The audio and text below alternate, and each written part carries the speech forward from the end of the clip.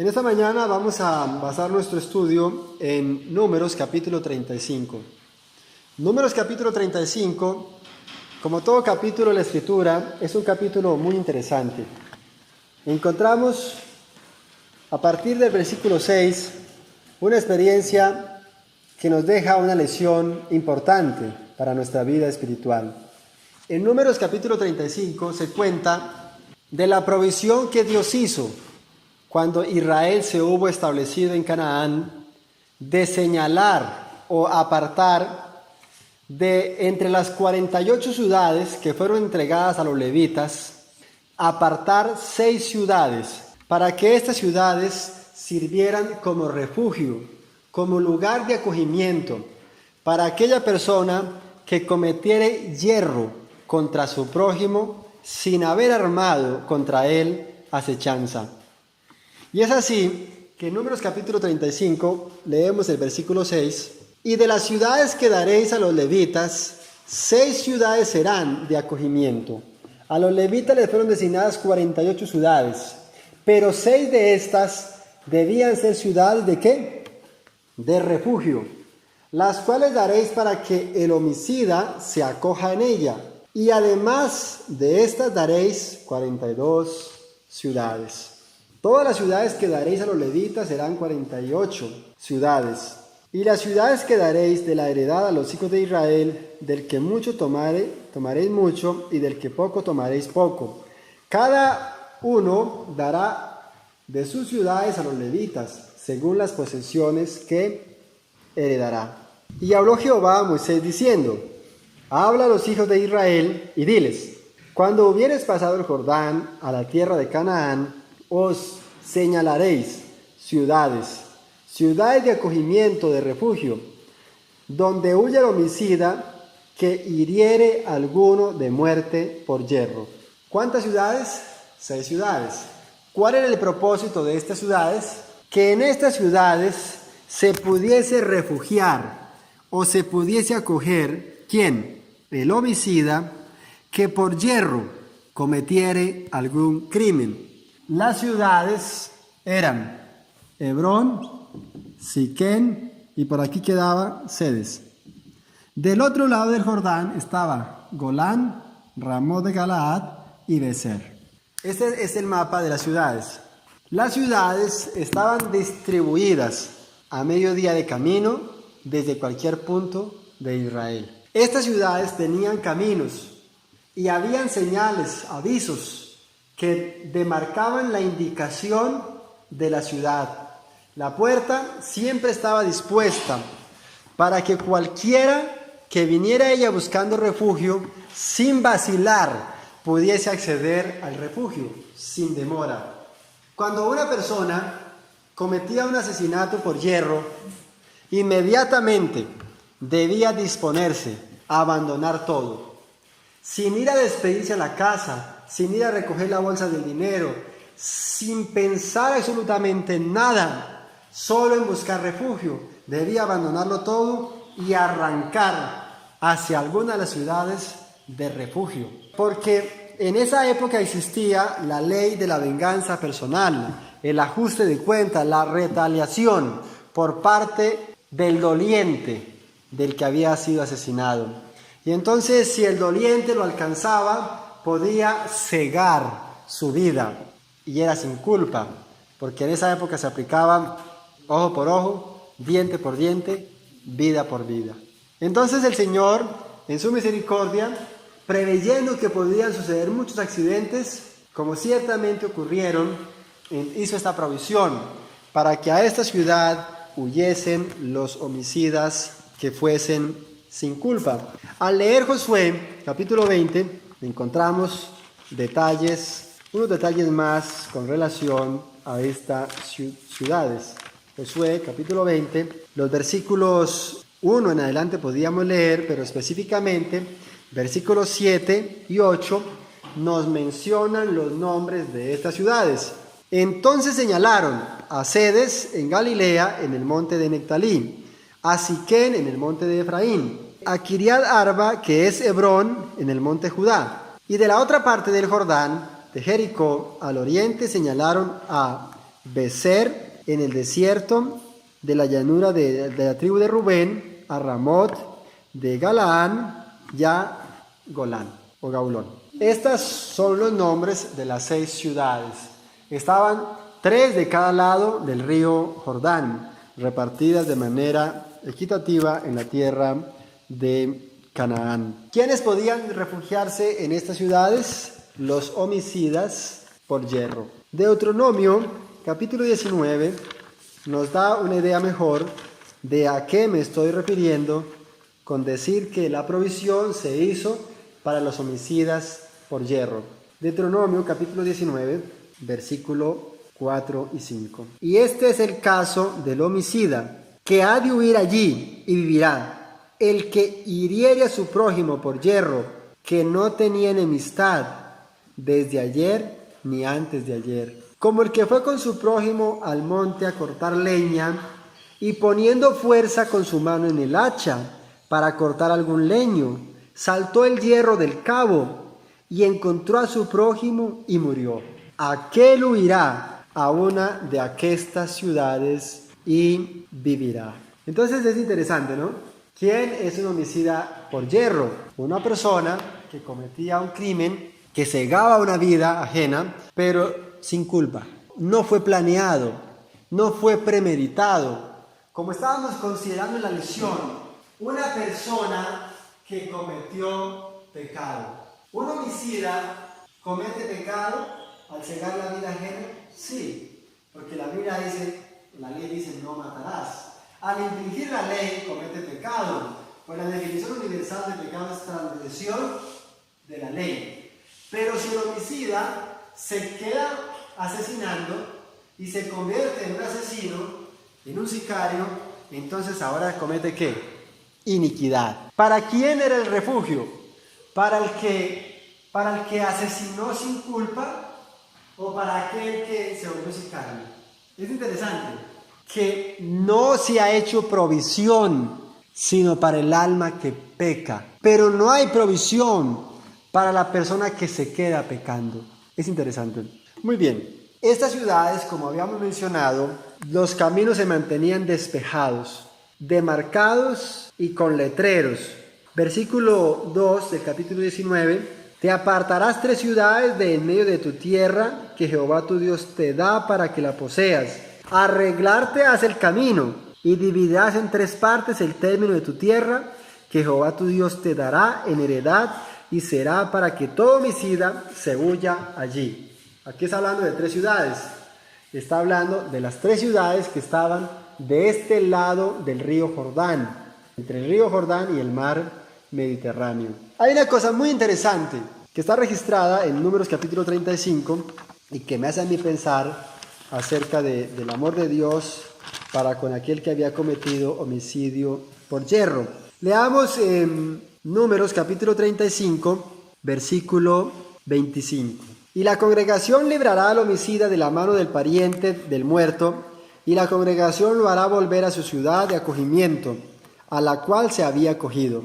Y morará en ella. ¿Dónde? En la ciudad, hasta que muera el gran sacerdote, el cual fue ungido con el aceite santo. La muerte del sacerdote, del sumo sacerdote, era una muerte redentora. Una persona huía a la ciudad, le abrían las puertas, era recibido. Él exponía su caso. Luego de exponer su caso, se hacía un juicio.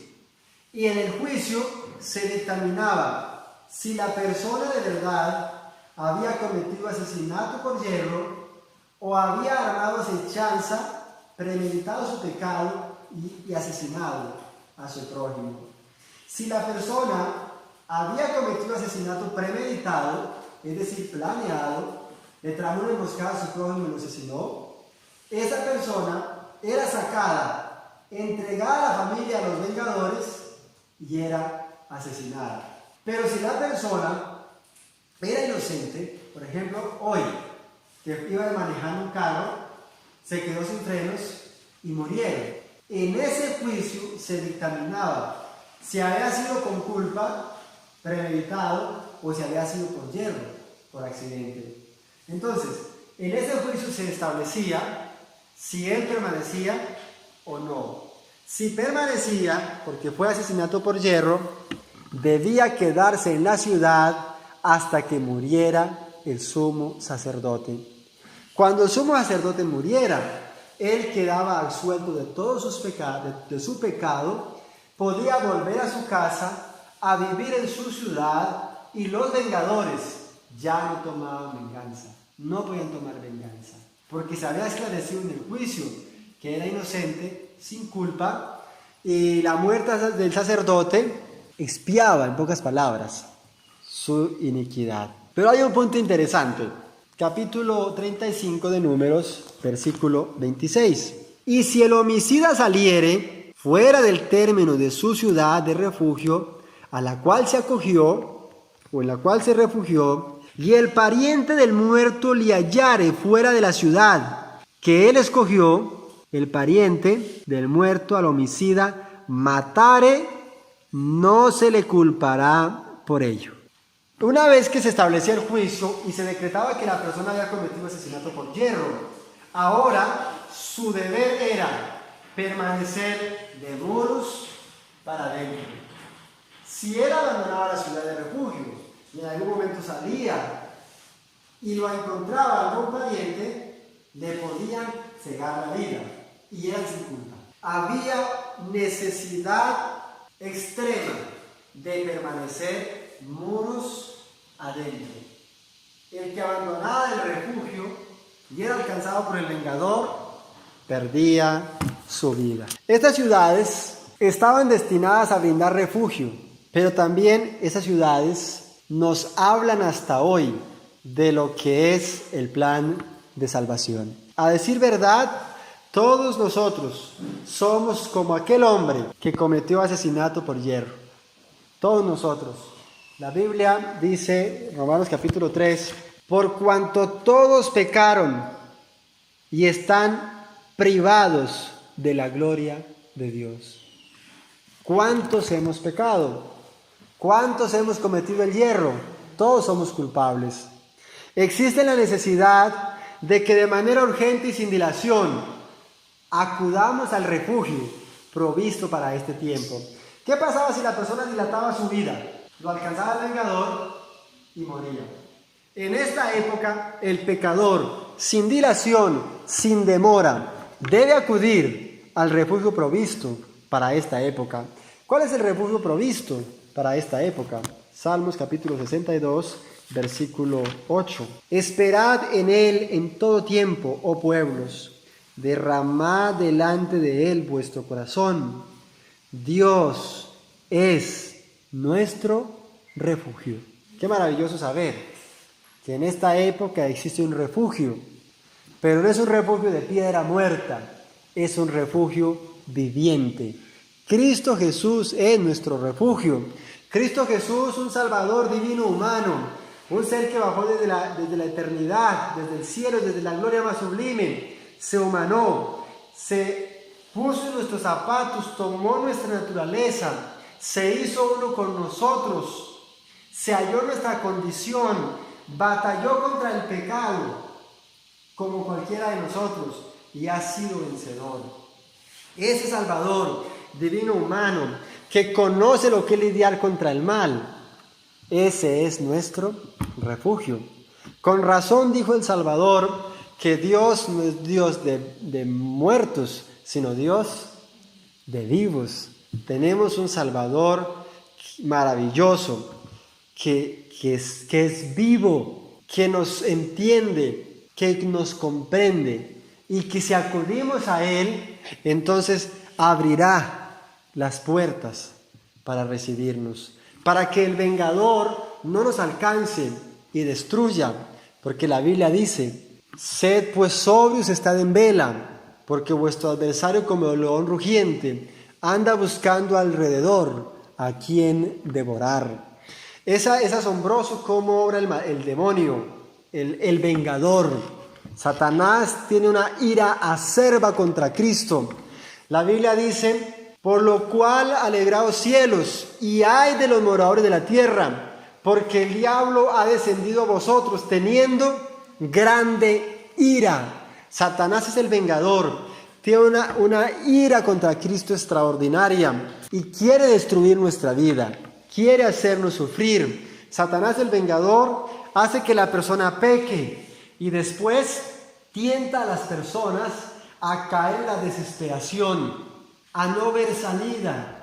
Y lleva a algunas personas a buscar refugio en las drogas, a otras a cegarse en la vida, a otras las hace caer en una depresión profunda hasta que perecen. Ese es el plan de Satanás. Pero la persona que ha cometido el yerro, que ha pecado, necesita con urgencia huir al refugio Cristo Jesús. No dilatarse en el pecado porque es peligroso.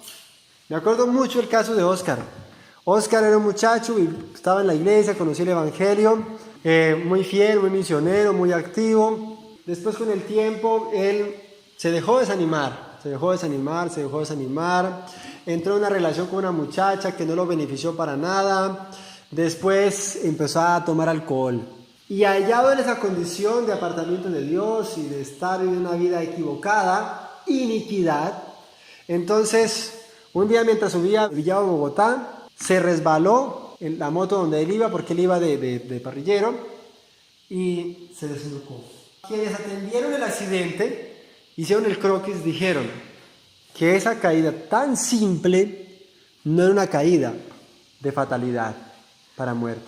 Pero él, que se había apartado de Dios y que no había vuelto al refugio, dilató mucho su vuelta a Dios, dilató huir al refugio, y el enemigo lo alcanzó y le cegó la vida en unas condiciones muy desfavorables. Era peligroso dilatar la huida al refugio, y hoy sigue siendo igualmente peligroso mantenernos lejos del refugio Cristo Jesús. Necesitamos con diligencia huir al refugio.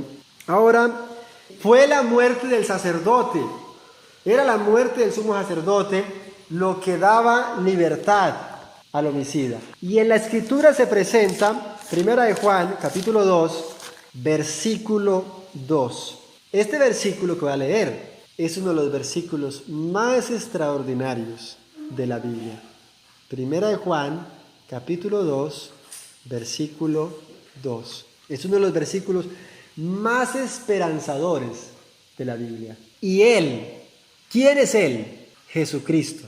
Es el sacrificio por nuestros pecados. Y no solamente por nuestros pecados, sino también por los de todo el mundo.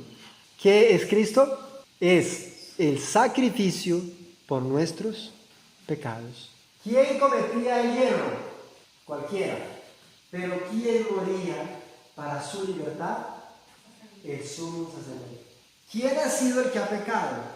Usted y yo. Pero ¿quién ha hecho el sacrificio para nuestra libertad? Dios, entregando a Jesucristo. La diferencia más contundente entre la religión pagana y la religión cristiana es esta. La religión pagana exige sacrificios, entre tanto que en el cristianismo, la religión verdadera, Dios hace el sacrificio. Él sacrifica a su Hijo amado. Jesús muere por nosotros. ¿Para qué? Para hacer expiación por nuestros pecados. Cuando Jesús murió en la cruz, se obró nuestra completa redención de la condenación del pecado, que es la muerte eterna a que estábamos sentenciados. Entonces, la muerte de Jesús ha sido una muerte salvadora, ha sido una muerte restauradora de nuestra relación con Dios.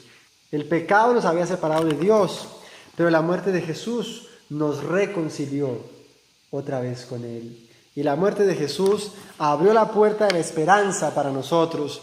La muerte de Jesús hizo que la ciudad de refugio se abriera y nosotros pudiéramos salir y andar en nueva vida. Bien dijo el apóstol, de modo que si alguno está en Cristo, nueva criatura es. Ha sido Jesucristo y su sacrificio en la cruz lo que cambió nuestra experiencia. Un punto que quiero conversar antes de finalizar es la necesidad de permanecer. ¿Era importante llegar a la ciudad? Era muy importante, porque si no se llegaba pronto a la ciudad, el vengador lo podía alcanzar y perecer. Pero al igual que era importante llegar a la ciudad, era igual de importante permanecer en la ciudad. Es fundamental que hoy, ¿cuándo? Hoy, aceptemos a Jesús como Salvador, creamos en Él, le entreguemos nuestra vida y tengamos la certeza de haberle recibido. Pero de la misma manera es fundamentalmente trascendental que nosotros permanezcamos en Jesús. Está bien recibir el regalo, pero ahora necesitamos conservarlo. Está bien el don, maravilloso, pero ahora necesitamos mantenerlo. La Escritura dice en Colosenses capítulo 2, versículo 6, porque estamos llegando a un punto que es clave en nuestra experiencia. Por tanto, de la manera que habéis recibido al Señor Jesucristo, ¿qué es lo primero? Recibir al Señor Jesucristo, huir al refugio, ampararse en Él. De la manera que habéis recibido al Señor Jesucristo, andad en Él. Cristo ha sido un refugio para todo pecador. Cristo fue el refugio para la mujer adúltera. De los casos de la Biblia que me llenan de asombro, una mujer seguramente joven, ese día la habían traído arrastrada del pelo hasta los pies de Jesús. Y le increparon al Salvador, Juan capítulo 8, con esta pregunta: Maestro, esta mujer ha sido tomada en el hecho del adulterio. La ley de Moisés manda apedrearla. ¿Tú pues qué dices? Cuando esa mujer escuchó estas palabras de estos que interrogaban a Jesús, ella pensó que ese día, ese momento, era su último momento. Porque la ley mandaba apedrear a los adúlteros. Hasta hoy los musulmanes preservan esa costumbre. Asesinan a las mujeres adúlteras. Pero Jesús guardó silencio. Y entonces ellos, los acusadores, se acercaron más para increpar a Jesús que se pronunciara, porque estaban buscando una ocasión contra Jesús. Si Jesús decía que la apedrearan, entonces lo acusarían con los romanos de tomarse una atribución que no le pertenecía, porque solo los romanos podían ejecutar. Pero si Jesús la favorecía, entonces lo acusarían de favorecer el pecado y de estar en contra de la ley. Y entonces se acercaron para increpar al Salvador. El Salvador entonces inclinó su rostro en tierra y escribía en la arena serenamente. Cuando se acercaron para ver qué escribía, vieron su vida en la arena. Jesús estaba escribiendo los pecados de que ellos eran responsables, porque estos hombres que la habían traído de rastra, ellos mismos habían adulterado con ella y la habían inducido al pecado. Y entonces Jesús levantó el rostro y dijo: el que de vosotros esté sin pecado, arroje la primera piedra. Todos se quedaron pasmados de la sabiduría de Jesús y sus vidas fueron reveladas y descubiertas a lo público, y uno a uno, sin mediar palabra, se fueron yendo, hasta que se quedó la mujer sola con Jesús. Y entonces Jesús le dijo, la mujer estaba postrada en tierra, y Jesús le dijo: mujer, ¿dónde están los que te acusan? ¿Ninguno te ha condenado? Y ella dijo: ninguno. Entonces Jesús le dijo: ni yo te condeno. Vete y no peques más. Qué asombroso, porque Jesús le dijo a esta mujer: bien que has llegado al refugio, ahora estás segura, pero ahora necesitas permanecer en el refugio. La única manera de no pecar más es permaneciendo en Jesucristo. Primera de Juan, capítulo 3, dice, versículo 6, cualquiera que permanece en Él no peca. ¿Dónde está la clave? Cualquiera que permanece, ¿dónde? En Él no peca. Pero yo estoy seguro que la mayoría de cristianos no saben lo que es permanecer en Jesús. Muchos han llegado al refugio y han encontrado alivio, pero muchos no han sabido cómo permanecer en la ciudad, cómo permanecer en Jesús. Y es que la clave está ahí. Cualquiera que permanece en Él, no peca. Versículo 24.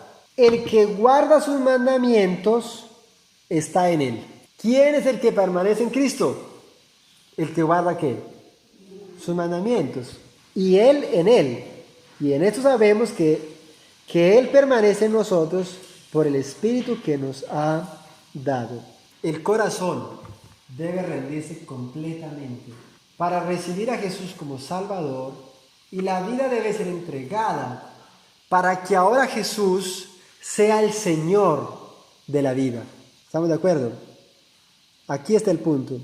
Jesús debe ser el Salvador, el refugio, el que perdona, pero también debe ser el Señor, el que rige, el que ordena, el que controla la vida, porque sólo así no pecaremos. Cualquiera que permanece en Él, ¿qué? No peca. Pablo dice en otras palabras, pero es lo mismo. De modo que si alguno está en Cristo, nueva criatura es. Si alguno, ¿qué? Está en Cristo. De la manera que habéis recibido al Señor Jesucristo, andad en Él. Colosenses 2:6. Necesitamos andar en Jesucristo, permanecer en Jesucristo. ¿Cómo? Cuando una persona ha conocido a Jesucristo, se ha enamorado de Él, será fácil permanecer en Él. Cuando uno o cualquier persona está enamorada, le es fácil hablar de la otra persona, ¿o no? Le es fácil invertir bastante dinero en costosos detalles. Le es fácil estar al constante en el teléfono.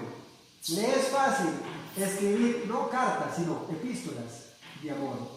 ¿Cierto? Le es fácil hacer largas caminatas para visitarla. En la iglesia hay un hermano que vino desde Cúcuta hasta Bucaramanga en bicicleta a ver la novia. La que hoy es su esposa. Entonces, cuando una persona ha conocido a Jesús como el precioso Salvador y le ha entregado la vida, permanecer en Él será dulce como la miel. Levantarse a estudiar la Biblia tendrá verdadero atractivo. Dedicar momentos a la oración será un deleite y una necesidad. Buscar la reunión de los santos será una necesidad y a la vez una delicia. Hablar a otros del amor del Salvador será algo espontáneo y natural y necesario en la vida. Cualquiera que permanece en Él no peca. ¿Dónde estaba la seguridad para el homicida? ¿Permanecer dónde? Dentro de la ciudad. ¿Dónde está la seguridad para que el pecador no sea dominado por la iniquidad, vuelva atrás y sea destruido? ¿Dónde? En permanecer en Jesús, en mantener con Jesús una entrega momento tras momento y día tras día. Hay gente que dice, no, hoy es domingo, hoy no estudio, hoy no leo la Biblia. No era sino que el homicida saliera un momento, se encontraba con el vengador y perdía la vida. Necesitamos una conexión real y verdadera. Creo que nuestro problema no es de comprensión. Creo que nuestro problema es de conexión. Cualquiera que permanece en Él no peca. Maravilloso conocer a Jesús, pero será más glorioso si permanecemos en Él. Señor, nos dé su gracia para que podamos permanecer en Jesús, porque Juan 15:5, Él nos recuerda, separados de mí, nada podéis hacer. Sin una experiencia con Jesús verdadera, vivir el cristianismo va a resultar una tarea imposible. Alcanzar la alta norma de justicia de Dios va a ser imposible, pero con Jesús todo será posible. Si usted no sabe cómo comenzar su relación con Jesús, tome la Biblia y empiece a leerla cada mañana, sagradamente. Ore al Señor y empiece a leerla. Cada noche invierta tiempo en leer la Escritura. El demonio ha inventado, el vengador, 1000 cosas para interferir esta conexión con Dios. Redes sociales, televisión, novelas, infinidad de cosas. Pero usted no permita que nada corte su permanencia, su relación con Jesús, porque esto es fundamental. El Señor nos acompañe, nos dé su gracia, nos dé su espíritu y nos ayude a establecer una conexión real con el Salvador. Amén.